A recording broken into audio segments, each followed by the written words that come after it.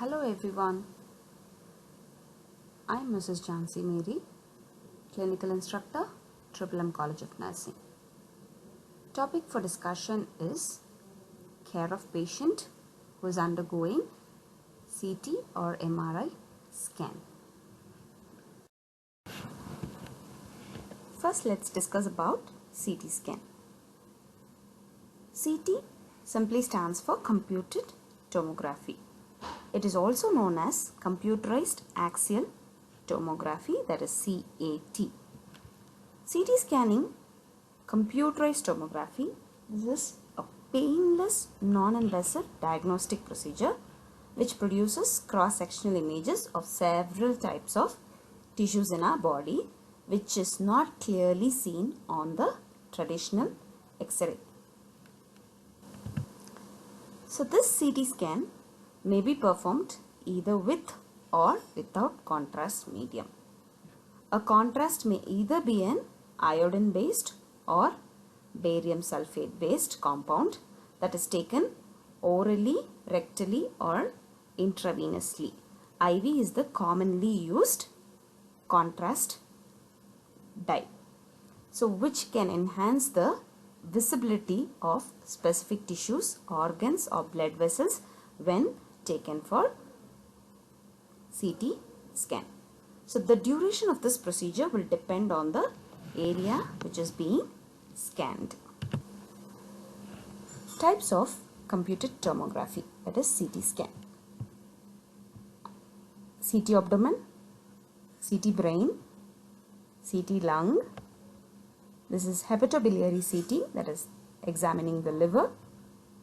CT urogram, this is about the ureters. Cardiac calcium scoring CT, that is your heart will be visualized clearly. The coronary calcium deposits can be identified. CT spine, CT renal and pancreas. CT renal or CT pancreas can be done separately.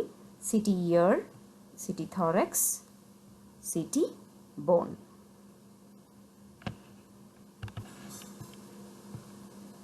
So this is the machine and this is how the patient will be lying down inside the CT scan room, and the radiologist or the radiographer will be examining the body parts in the computer.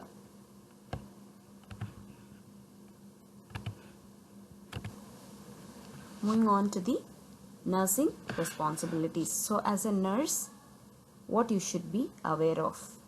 Before the procedure, make sure the listed down things should be kept in mind. So informed consent.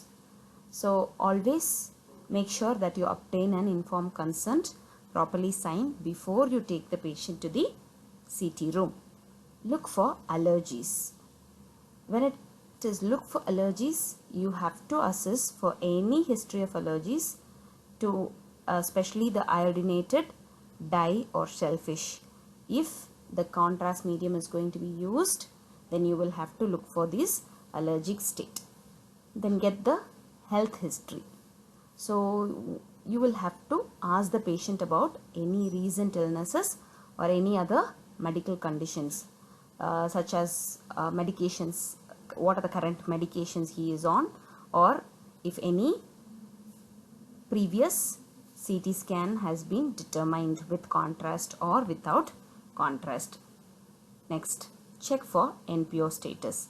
So instruct the patient not to eat or drink for a period of time, that is for 4 hours. Especially if a contrast material will be used, then ask the patient to stay for NPO 3 hours prior to the procedure. Get dressed up. So instruct the patient to wear the comfortable loose fitting clothing during the examination. Next, provide information about the contrast medium.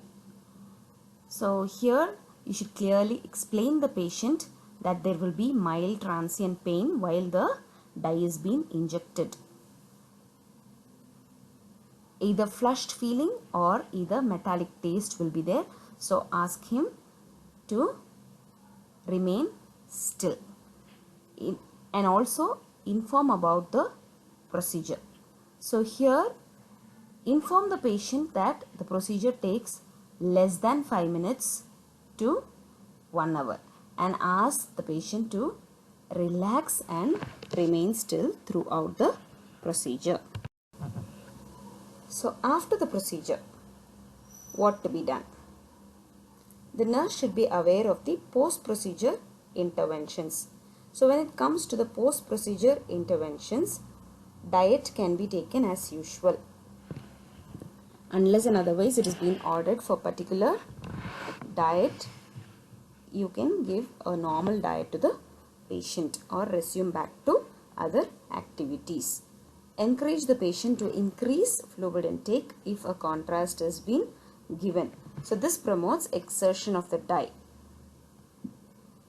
So in the next 12 hours to 24 hours, you should ask the patient to at least drink 10 liters of water.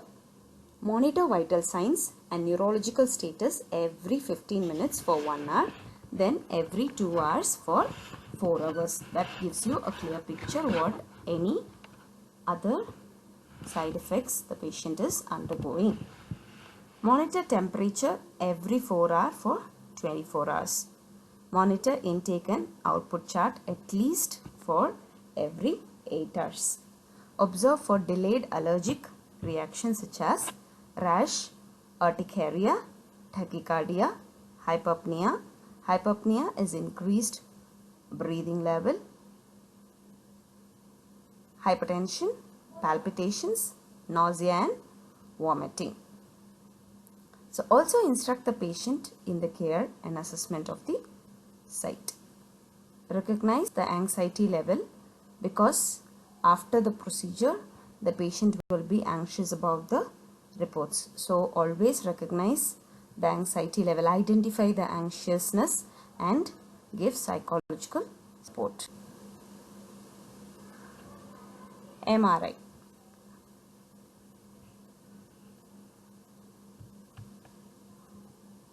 So this is the MRI machine.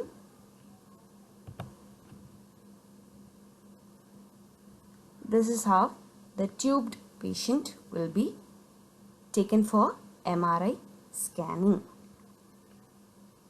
Let's discuss about this in detail.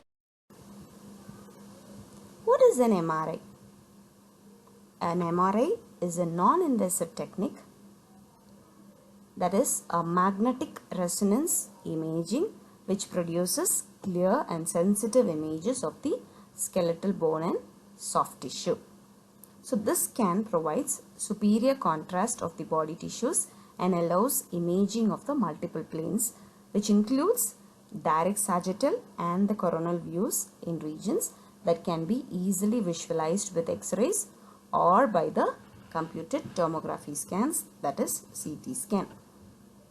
And it also eliminates the risk which is associated with the exposure to X-ray beams, and also causes no harm to the cells inside the body. Purposes of MRI scan. So first, it is mainly to evaluate bony and soft tissue tumors. Next, it is to identify the changes in the bone marrow composition. And the third is to identify any spinal disorders.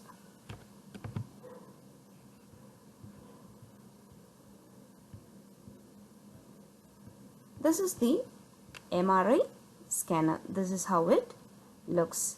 So this is the patient table.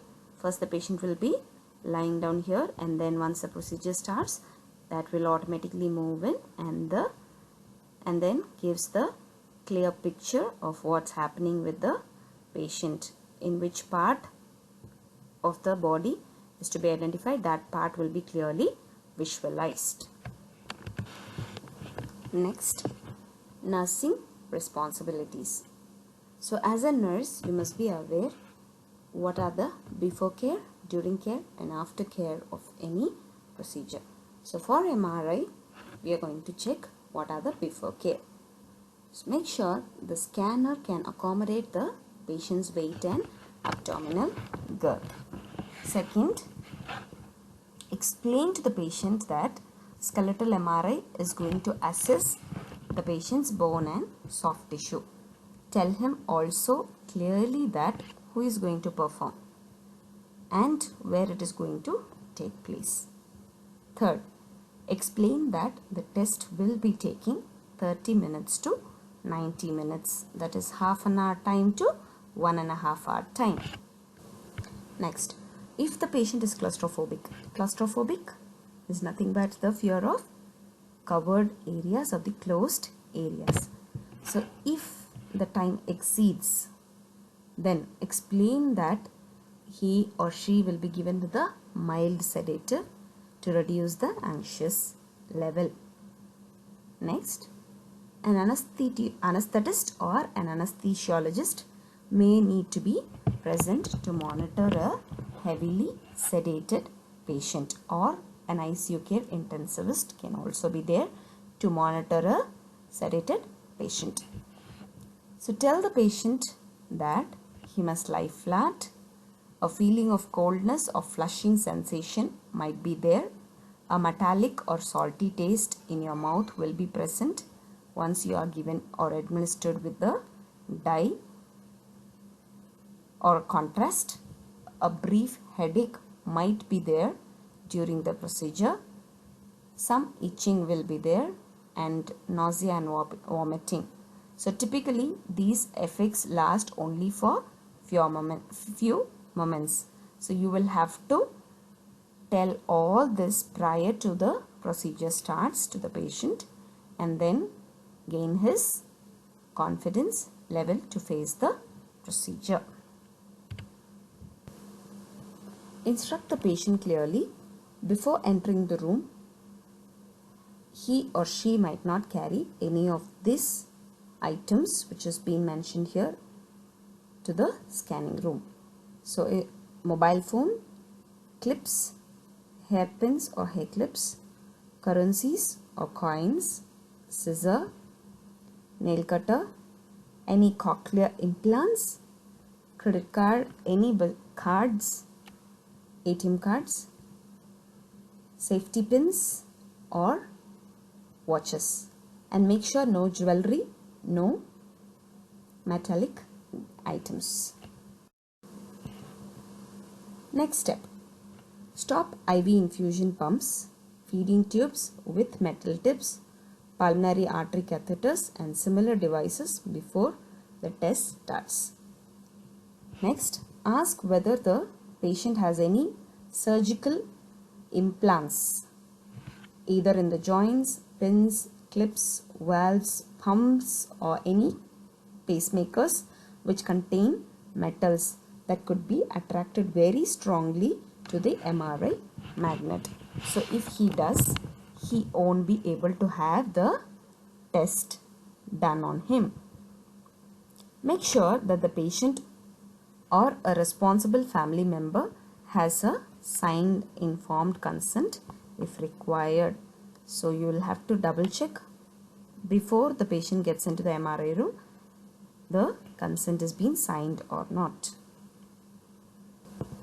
So during the procedure, make sure again check for one last time for any metal objects before entering the room. After entering the room, again check for any metal objects. Second, the patient is placed on a narrow padded non-metallic table that moves into the scanner tunnel. A fan will continuously be circulating the air into the tunnel, and a call bell or the intercom will be given in the patient's hand. If any difficulty he or she is facing, ask them to press the call bell, or the intercom will be used. Ask him to maintain a verbal contact. Next, remain the patient to remain still throughout the procedure while the patient lies within the strong magnetic field. The area to be studied is stimulated with radio frequency waves. If the test is prolonged with a patient who is lying flat, then monitor him for orthostatic hypotension. Orthostatic hypotension is also called as postural hypotension. It is nothing but a form of blood pressure that will happen when you stand up from sitting or lying down. So there will be a low blood pressure that happens when you either sit or when you either stand up from sitting or either from lying down. Next, provide comfort measures and pain medication as required and ordered because of the prolonged positioning in the scanner. After the test is done, tell the patient that he or she might resume to his or her usual activity. What are the points to be kept in mind during the procedure and after the procedure? Be clear or be aware that MRI cannot be performed on a patient with pacemaker, intracranial aneurysm clip, or with other ferrous metal implants and pregnant mothers, especially those who are on ventilators, IV infusion pumps, oxygen tanks, and other metallic or computer-based equipment must be kept out of the MRI area. If the patient is unstable, make sure an IV line is secured and patent without any metal components in its place. Next, if necessary, monitor the patient's oxygen saturation, cardiac rhythm, and respiratory status throughout the procedure. An anesthesiologist might be required or may be needed to monitor a heavily sedated patient. Make sure that the technician maintains verbal contact with the conscious patient using that call bell which is given in the patient's hand. Conclusion. So we had seen the CT and MRI, how we should care for a patient who is undergoing CT and who is undergoing MRI scan. So CT, this is to mainly, it is a painful diagnostic procedure, whereas MRI causes mild pain. That is, you will have to remove eyeglasses and jewelry, keys, zippers, etc. before you enter into the MRI room. So in CT, it is mainly to detect cancer, chest, either chest or lung abnormalities is present or not, any bone injuries, any bleeding or swelling in the arteries is either in the brain. So all this can be checked through the CT. In MRI, it is mainly best used for soft tissue, and you can also identify stroke, head and spinal cord injury, brain tumor, etc. in the MRI scan. So ideally, the time for CT scan is less than 5 minutes, whereas in MRI scan we had seen it is approximately 30 minutes to 90 minutes. In CT, the cost is very low, that is the price is very less, and in MRI it is bit expensive. And what about the radiation exposure? Here in CT scan it is high, whereas here in MRI the images it images the water molecules in the body. So this is mainly the beam that rotates around the patient's body. So here there is no radiation exposure. It is mainly, the CT scan is mainly contraindicated for pregnant mothers, whereas the MRI scan is contraindicated for patients, those who are having artificial pacemakers, implants, prosthetics, dentures and stents. Hope you all understood the topic.